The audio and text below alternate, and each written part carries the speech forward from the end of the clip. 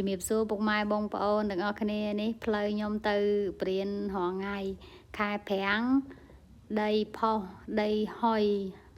ខែភាសាភ្លៀងល្អិលជាប់ហើយនេះទៅបំផុតពីល្អិលនៅក្នុងចកាកសូមអញឥឡូវមកដល់ផ្លូវនេះជាប់តែហ៊ានជិះខុសសណាមគេជិះហ្នឹងល្អិលក៏ល្អិលជាប់ក៏ជាប់ដែរផ្លូវហ្នឹងចម្ងាយប្រហែលជា7-8 គីឡូឯតែខ្ញុំជិះរយៈពេល10 ទៅ 20 នាទីដោយសារផ្លូវវាពិបាកពេកតែភ្លៀងមួយមេពីរមេជាប់គ្នាមកផ្លូវហ្នឹងពិបាកជិះបន្តិចហើយគេថាមេមត់ដីស្អិតមែនទៅមុខអត់ចង់រួចទេនេះបងប្អូនមើលផ្លូវបន្តិច